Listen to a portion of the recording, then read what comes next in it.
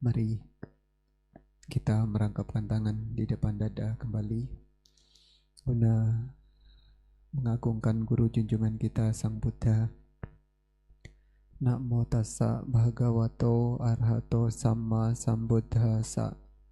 Namo tassa bhagavato arahato samma sambuddhassa. Namo tassa bhagavato arahato samma sambuddhassa.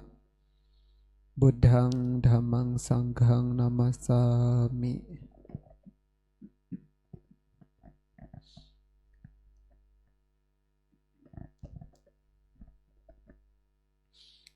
Ibu bapak yang saya hormati, selamat pagi, namo buddhaya.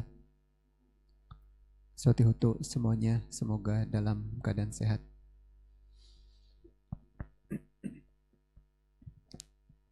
Ini direkam di streaming ya. Streaming tidak. Maksudnya biar hati-hati ngomongnya kalau diliput media nasional. Ya, Ibu Bapak Saudara sekalian, senang bisa kembali hadir di tempat ini di Wihara Kalyana Carita Pangkal Pinang. Sebetulnya kedatangannya ke Bangka untuk mengurus kegiatan akhir tahun kita di Abisamaya, ada retret meditasi, mengundang saya Do Upandita dari Australia untuk membimbing. Cuman karena waktunya pas, kemarin Pak Tetium juga datang ke Sakbuk menyampaikan, dan momennya pas besok saya Do hadir siang, jadi kiranya bisa diatur untuk pagi hari ini bisa mengisi kegiatan puja bakti Anda sekalian di wihara ini. Dan kemarin juga sempat diceritakan bahwa program puja bakti di wihara ini baru berjalan, sangat baru ya, belum lama. Jadi oleh karena itu saya minta izin ke Bante Adi Ratano juga untuk bisa sekaligus untuk menjemput saya Do bermalam di wihara ini, dan pada akhirnya bisa punya kesempatan hadir di tengah-tengah Anda. Yang hadir 900 orang, dikurangi nolnya 2, ya tidak apa-apa. Ya, jadi untuk memulai sesuatu yang baik tidak mudah, tapi jauh lebih sulit, jauh lebih tidak mudah untuk bisa konsisten, untuk bisa tetap mempertahankan apa yang sudah dimulai. Ya enggak? Ya. Kita sudah berada di penghujung tahun 2025. Seperti biasa orang-orang kalau dalam rangka menyambut tahun yang baru, orang bisa merayakannya dengan berbagai macam cara, dengan perayaan-perayaan, dengan festival, dengan kembang api atau bakar-bakar. Ya, saya ada baca berita bahwasanya tahun ini imbauan kepada masyarakat Indonesia untuk tidak merayakan tahun baru dengan kembang api, untuk tujuan karena kita masih dalam suasana berduka habis bencana. Jadi diimbau. Kita lihat sejauh mana nanti imbauannya. Tapi saya dapat cerita bahwa orang-orang di Bangka punya kebiasaan tahun baru biasanya dirayakan dengan bakar-bakar. Ya, dengan bakar-bakar. Tidak apa-apa, asal jangan bakar rumah orang. Ibu bapak saudara sekalian, di penghujung tahun ini kita bisa lihat bahwa tahun 2025 ini ada sejumlah bencana, terutama yang terjadi tidak jauh dari lokasi kita di Sumatera, di daratan pulau besar yang lokasinya tidak jauh dari kita. Ya, kalau Anda mengikuti pemberitaan, ada berapa jumlah korban jiwa yang ada? 1000-an lebih, ya, dan ratusan yang belum diketemukan. Saya tidak tahu update-nya hari ini, tetapi yang sudah nyatakan meninggal 1000-an lebih dan ratusan yang belum diketemukan. Itu nyawa semua, itu manusia sama dengan kita. Tapi pertanyaannya, pas ketika Anda membaca berita, melihat segitu banyak orang yang menjadi korban jiwa, ada perasaan sedih tidak? Bapak-bapak ada perasaan sedih tidak? Ada, tapi walaupun mungkin hanya sedikit. Ya kan? Sedikit pasti. Karena yang kita baca hanya berupa berita.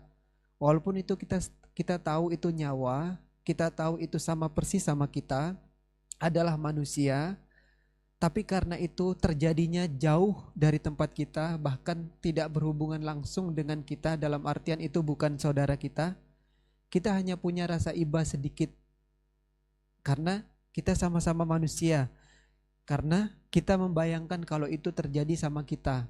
Makanya kita ada perasaan empati, kita ada rasa duka, tapi tidak banyak. Kita lihat itu hanya sebagai angka, hanya sebagai data, jumlah yang terjadi. Kita iba seperlunya, sedihnya juga seperlunya. Iya enggak? Iya, tidak mendalam. Sekarang kita bayangkan kalau yang terjadi adalah kehilangan yang menimpa diri kita sendiri. Kehilangan yang terjadi karena kematian orang yang kita sayangi. Walaupun hanya satu orang. Walaupun hanya satu orang yang kita cintai meninggal, perasaannya beda. Dunia rasanya meruntuh. Ya, walaupun hanya satu. Nah, itulah kenapa. Itu kenapa kita perlu untuk belajar Dharma, Ibu Bapak Saudara sekalian, supaya kita tahu kualitas batin kita itu seperti apa. Dan masing-masing dari kita punya cobaannya sendiri-sendiri, punya bencananya sendiri-sendiri. Bagaimana kemudian kita melihat itu semua, itu bergantung erat dengan sejauh mana kita belajar Dharma. Ya, makanya kemarin saya cukup senang hati mendengar bahwa Wihara ini sudah mulai mengadakan kegiatan rutin baca parita setiap hari Minggu. Demikian juga dengan wihara-wihara yang lainnya, Damaram juga demikian, sudah jalan bulanan. Ya, artinya di dalam lingkungan sebuah wihara, sebagaimana mestinya fungsi dari wihara, ya tempat belajar. Ya, tempat belajar selain daripada tempat kita praktek Dharma. Terutama mungkin tempat belajar. Ya, karena di wihara bisa menjadi tempat kita bisa menampung, bisa belajar banyak tentang pengetahuan-pengetahuan Dharma yang disampaikan oleh siapapun yang menyampaikan, siapapun yang menjadi Dharma Duta.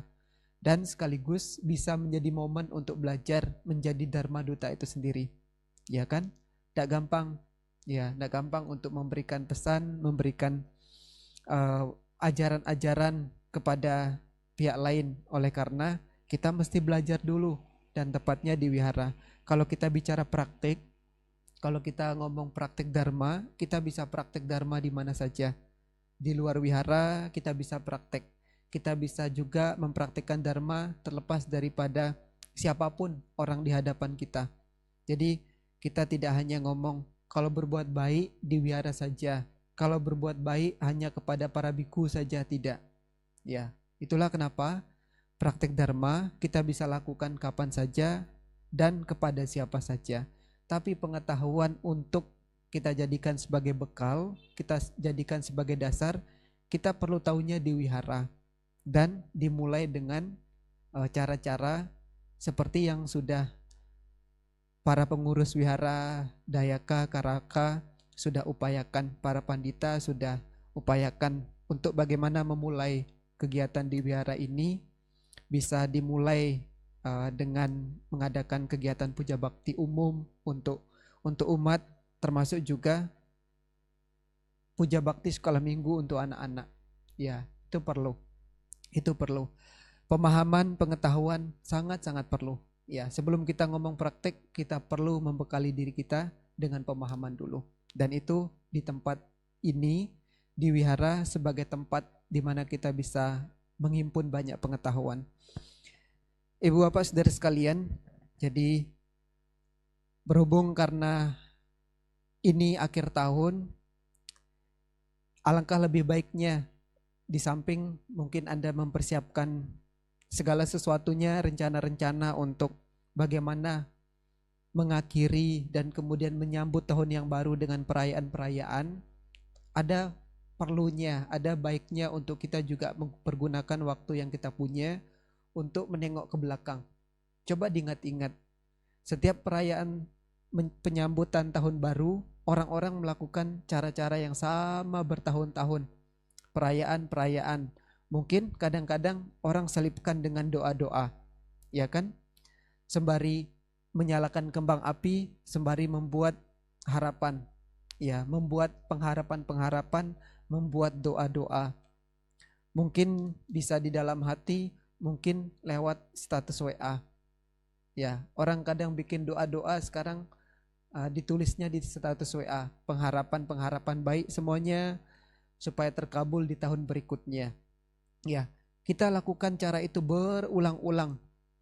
Setiap tahun, setiap perayaan tahun, setiap pergantian tahun, orang-orang melakukan cara yang sama. Pertanyaannya, dari waktu ke waktu, dari tahun ke tahun, doa-doa yang sudah dibuat itu, sudah dijadikan list sedemikian rupa itu, pertanyaannya, ada yang tercapai tidak di tahun yang sudah terlewati satu tahun ini, satu masa?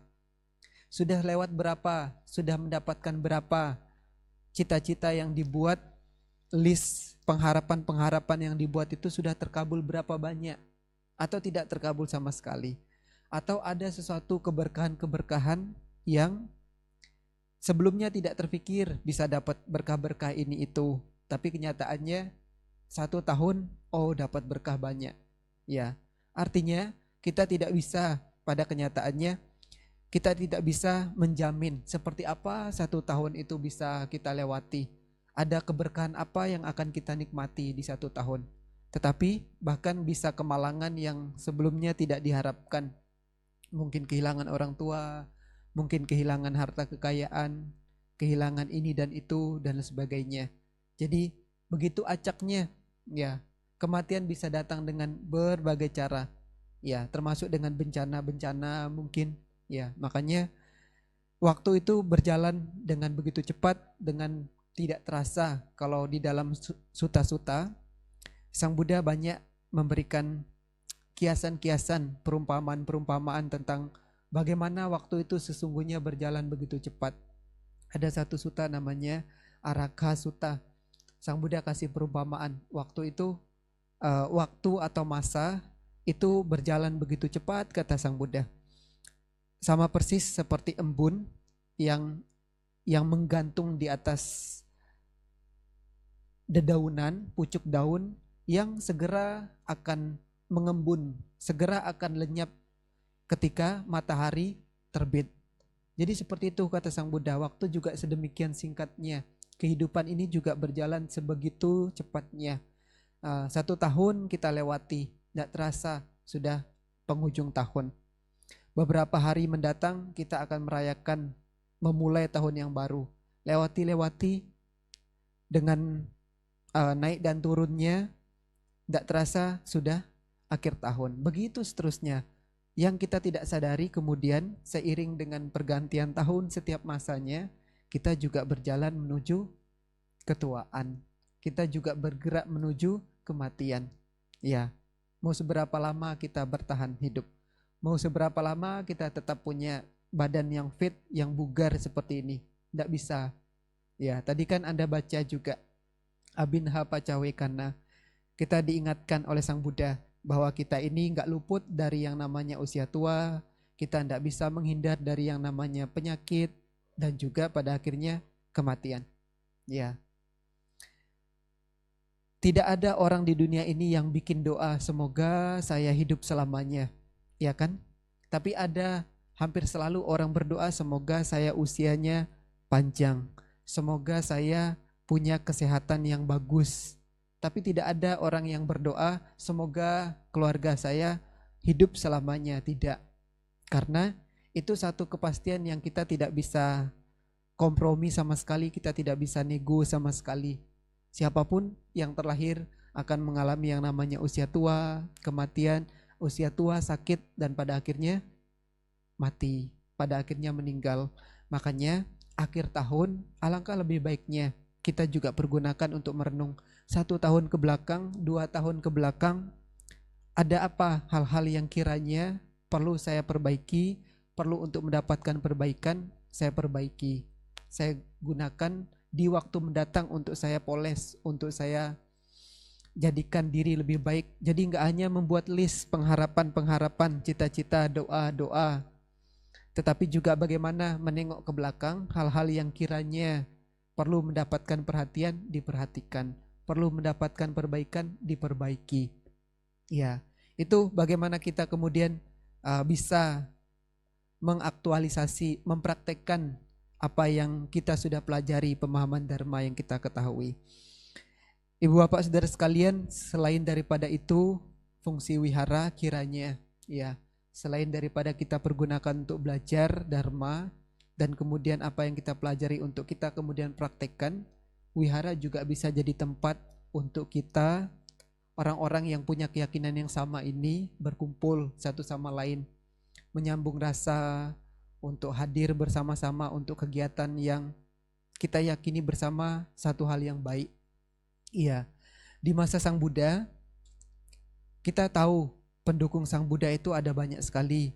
Ada banyak sekali kelompok, komunitas, suku, kerajaan, bangsa, negara, begitu. Kita bisa tahu dari kitab suci, dari Tipitaka, bahwa dari sekian banyak pengikut Sang Buddha itu, kenyataannya ada saja kelompok-kelompok yang satu sama lain sebetulnya tidak akur. Sebetulnya satu kelompok dengan kelompok yang lain, mereka itu tidak harmonis, bahkan cenderung seringkali berperang. Ya, tetapi terlepas daripada itu, mereka punya keyakinan yang sama kepada Sang Buddha. Mereka itu meyakini Sang Buddha, menjadi pengikut Sang Buddha, mempraktekkan Dharma, menghormati, mendukung Sangga. Di luar daripada itu mereka berantem. Mereka berperang satu sama lain. Apa contohnya? Misalnya suku Waji atau Raja Ajatasattu, putra dari Bimbisara. Kita bisa tahu itu 2 dari sekian kelompok yang tidak akur satu sama lain tetapi punya keyakinan yang sama kepada Sang Buddha. Kita bisa lihat itu di dalam setidaknya 2 khotbah Sang Buddha. Pertama yang bernama Mahaparinibbana Sutta, khotbah panjang, khotbah terakhir Sang Buddha menjelang beberapa saat, beberapa waktu sebelum beliau mangkat atau parinibbana. Kemudian di khotbah-khotbah yang lain bernama Sarandada Sutta misalnya, kita juga bisa menjumpai bagaimana Sang Buddha ngasih petunjuk kepada orang-orang itu yang notabene tidak akur tersebut. Sebuah petunjuk yang sampai dengan hari ini kita bisa praktekkan, kita bisa terapkan untuk bagaimana kita memaksimalkan, menjadikan wihara itu sebagai tempat untuk kita menjalin keharmonisan, menjalin kebersamaan. Suatu ketika Sang Buddha sedang berada di satu bukit namanya Bukit Gijakuta, ibu bapak saudara sekalian. Satu bukit yang sampai dengan hari ini kita bisa jumpai kalau kita ke India. Disebutkan Sang Buddha banyak sekali berdiam di tempat itu. Jadi banyak anggapan yang mengatakan bahwa Sang Buddha kalau sedang berada di Rajagaha bisa jadi menjadikan Bukit Gijakuta ini, Gunung Batu Gijakuta ini sebagai tempat favorit beliau. Karena kalau beliau berada di situ, beliau bisa melihat tuh kerajaan Rajagaha. Beliau dekat dengan satu wihara yang namanya Wilwana yang didanakan oleh Raja Bimbisara. Jadi jarak sekian kilo menuju bukit itu. Ketika beliau sedang berada di sana, beliau sedang berada duduk bersama dengan sejumlah para biku. Ada Bhante Ananda di belakang beliau sedang mengipas beliau. Beliau kedatangan sekelompok umat datang menghadap beliau yang dipimpin oleh satu jenderal namanya Wasakara. Dia adalah utusan dari Raja Bimbisara. Raja Ajatasattu, putra dari Bimbisara. Bimbisara sudah tidak ada, sudah meninggal. Yang memimpin kerajaan Rajagaha itu putranya Ajatasattu. Ajatasattu mengutus jenderalnya untuk menghadap menemui Sang Buddha dan menyampaikan hal-hal yang menjadi perihal utusan pesan dia. Sang Buddha dari kejauhan bisa lihat Wasakara naik, datang, berjalan, menaiki Bukit Gijakuta tempat beliau tinggal. Kemudian sesampainya di atas, Wasakara bersama prajurit yang lainnya memberikan penghormatan dan duduk. Menyampaikan salam dari Raja Ajata I, bilang mendoakan kesehatan yang baik kepada Sang Buddha, menyampaikan salam namaskara, anjali, namaskara kepada Sang Buddha atas pesan rajanya. Dan kemudian menyampaikan satu hal yang menjadi tujuannya datang ke Gijakuta. Dia bilang, Bante, kehadiran kami di sini untuk menyampaikan perihal bahwa Raja Ajata I, kami kerajaan Rajagaha akan melakukan serangan kepada kelompok Waji. Ya, untuk gambaran Ibu Bapak Saudara sekalian, benua India itu, negara India sekarang kan luas sekali. Kerajaan Rajagaha itu berada di bagian utara, mungkin timur laut begitu, bagian utara, dan bersebelahan persis dengan kelompok Waji. Jadi negaranya beda, masing-masing punya wilayahnya, tetapi bersebelahan persis. Jadi Rajagaha ingin menyerang orang-orang Waji untuk tujuan bagaimana memperluas wilayahnya. Ya, makanya sebelum melakukan serangan itu mereka menghadap kepada Sang Buddha dulu. Mungkin dengan kata lain mengharap restu. Ya, walaupun tidak demikian, datang kepada Sang Buddha hanya semata-mata ingin menginfokan kepada Sang Buddha bahwa mereka akan menyerang suku Waji. Sang Buddha kemudian tidak bilang iya, tidak bilang tidak. Tetapi Sang Buddha kemudian mengajak Bante Ananda yang di belakangnya ngobrol. Beliau tanya kepada Ananda, Ananda, pernah tidak kamu dengar kabar bahwa orang-orang Waji itu orang-orang yang suka berkumpul? Orang-orang Waji itu suka mengadakan pertemuan. Bante Ananda bilang, pernah Bante. Saya pernah dengar cerita, kabar kalau mereka itu orang-orang yang suka berkumpul. Sampai dengan 7 butir pertanyaan. Pertanyaan kedua Sang Buddha tanya, pernah tidak kamu dengar kalau mereka itu berkumpul dengan harmonis. Mereka juga pulang dengan harmonis gitu setelah mengadakan pertemuan. Jadi bukan sekedar kumpul, tapi mereka kumpulnya karena keharmonisan, mufakat, bikin tugas-tugas masing-masing, menjalankan kewajiban masing-masing dengan rukun harmonis. Bubar pun mereka harmonis. Kemudian mereka poin nomor 3, mereka itu menjalankan apa yang sudah mereka sepakati bersama, mereka jalankan. Apa yang sudah mereka jalankan, sepakati, mereka tidak akan ubah hanya untuk semata-mata mau menerapkan sesuatu yang baru. Maksudnya tradisi yang sudah berjalan dengan baik, mereka pertahankan betul-betul. Tetapi tidak dengan gampang membuat satu kebiasaan yang baru, kemudian menghilangkan yang lama begitu. Kemudian mereka itu orang-orang yang sangat-sangat menghormati orang-orang tua. Ya, orang tua mereka hormati sekali. Mereka itu menghargai perempuan. Ya, kalau di dalam bahasa sutanya, mereka tidak akan menculik istri orang, anak gadis orang untuk dipaksa tinggal bareng. Ya, kita bisa tahu dari sini. Ya, itu nomor 5. Nomor 6 kemudian mereka itu orang-orang yang menjunjung tinggi, orang-orang yang taat sekali, rajin beribadah. Di sudut-sudut kota mereka ada cetia, ada tempat penghormatan dan mereka lakukan penghormatan. Yang terakhir, mereka itu orang-orang yang berbakti, menyokong para pertapa, para arahat, para pertapa begitu. Ada 7 butir. Kemudian Sang Buddha menegaskan, beliau bilang, selama orang-orang Waji itu rutin mengadakan 7 hal ini, mereka tidak mungkin bisa dikalahkan, kata Sang Buddha, ngobrol dengan Bante Ananda di belakang. Selama mereka mempertahankan itu, mereka bukan menjadi orang-orang yang gampang ditaklukkan, tetapi sebaliknya kelompok yang sangat-sangat kuat dan akan maju, bukan mundur, bukan kalah. Ya, istilah itu kemudian di istilah Pali disebut sebagai aparahania.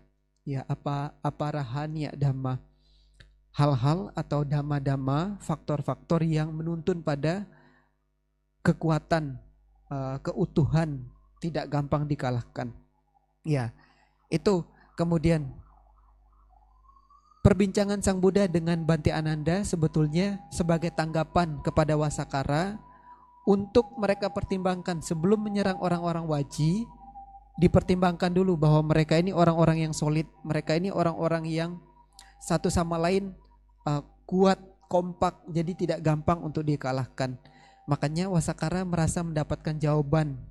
Jadi dia bilang, oh Sang Buddha, Bhante, berarti orang-orang Waji itu orang-orang yang tidak gampang untuk ditaklukkan. Dengan serangan mereka nggak akan bisa kalah.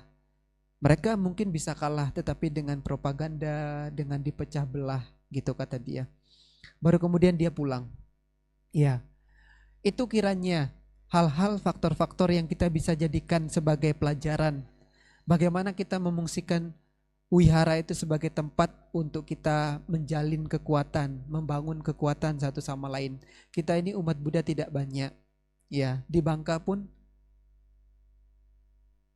tadi di mobil diceritakan tidak banyak. Ya, adanya pun, yang ada pun dari sedikit yang ada, seberapa banyak kemudian yang mau datang ke wihara, ya kan? Lebih sedikit lagi. Sudah keberadaannya tidak banyak, yang mau datang ke wihara juga lebih-lebih lagi, lebih sedikit lagi. Ya, itu alasannya. Kenapa? Ya, kita fungsikan wihara sebagai tempat berkumpul, kumpulnya secara harmonis, membangun keharmonisan.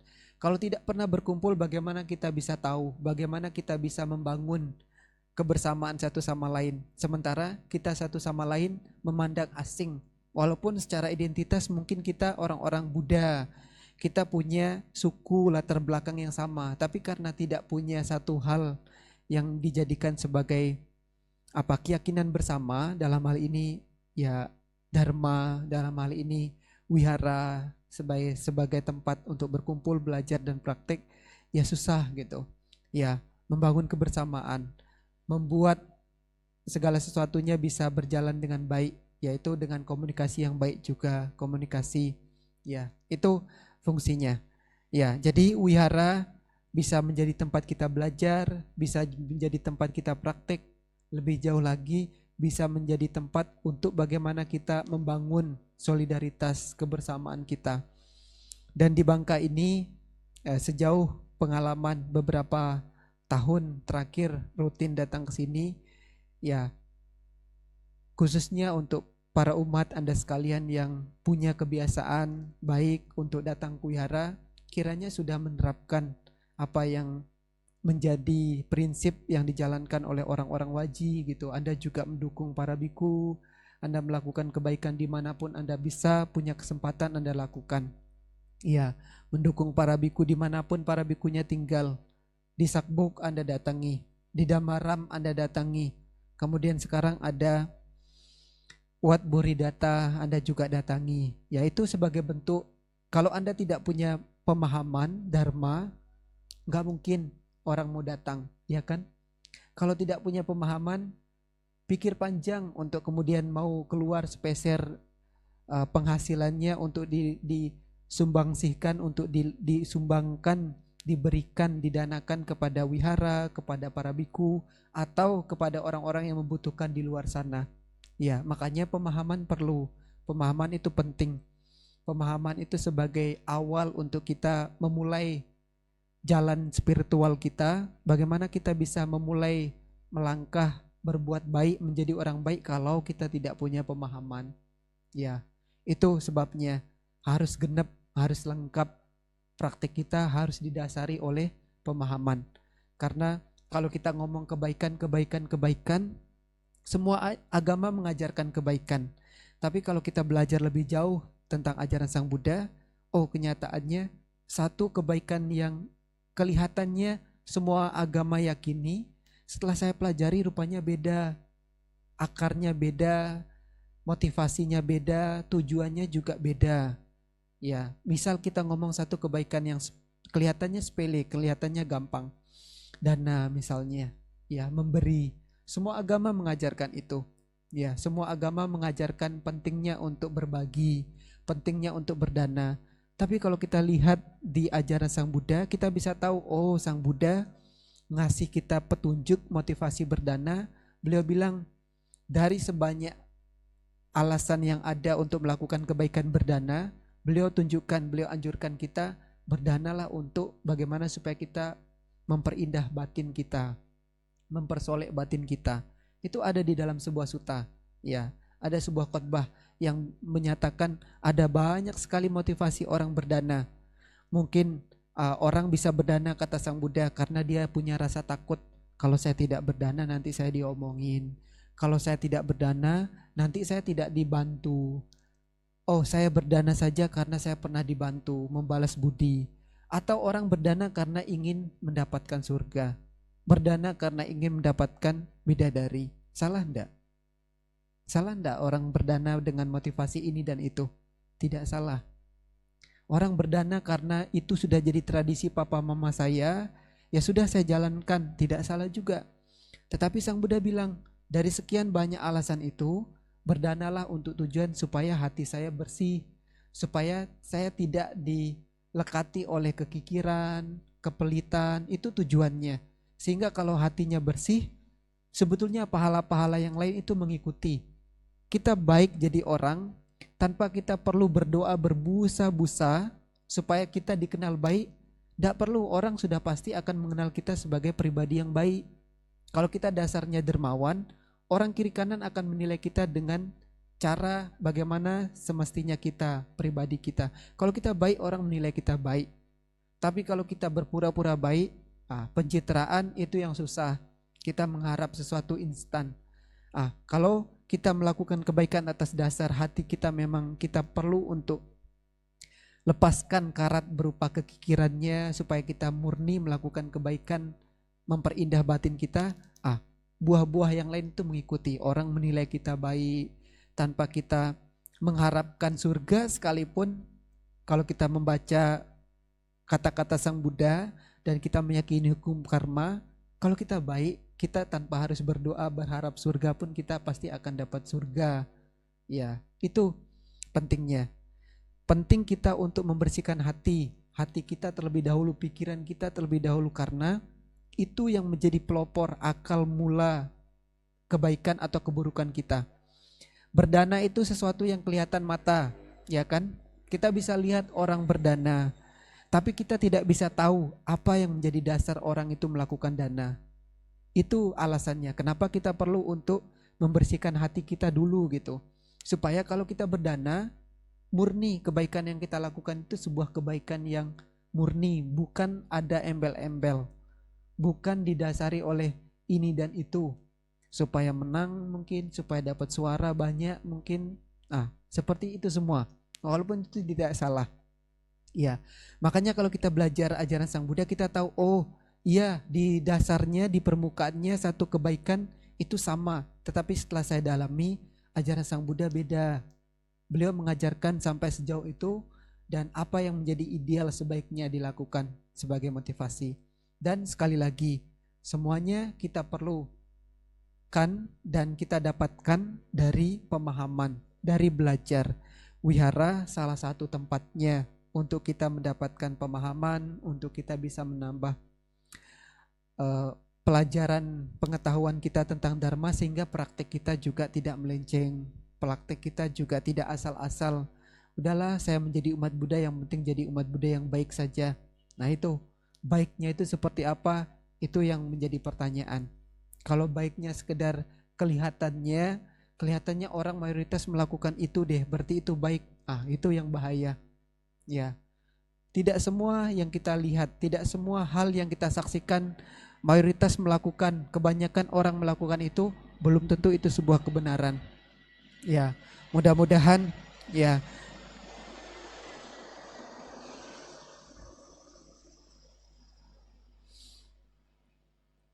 Ya, mudah-mudahan hal baik yang sudah Anda bangun, kebiasaan baik yang sudah Anda bangun untuk datang ke wihara, memulai kebiasaan baik, melakukan puja bakti di wihara, menjadi awal, ya, menjadi langkah awal untuk Anda sendiri demi manfaat Anda pribadi, dan kemudian mudah-mudahan bisa memberikan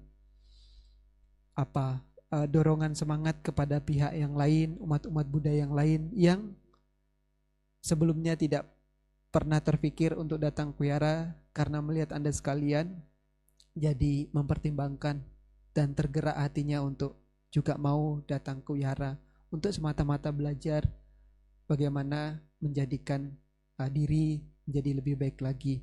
Ya, bukan hanya hidup sekadar hidup, waktunya tahun baru ya dirayakan, tapi gimana supaya kita memaksimalkan potensi yang kita punya, kesempatan hidup yang kita punya. Karena sangat terbatas, karena sangat singkat. Jadi di dunia Anda tidak kekurangan ini dan itu, kecukupan ini dan itu, dan kita juga perlu untuk menggenapi kualitas atau kekayaan di dalam diri kita berupa kekayaan spiritual, dan sekali lagi itu Anda bisa dapatkan salah satunya di wihara. Ya, semoga semuanya semakin maju di dalam dharma. Demikian kiranya yang bisa disampaikan. Akhir kata, Sabisata Bhavantu Sukitata, semoga semua makhluk hidup berbahagia.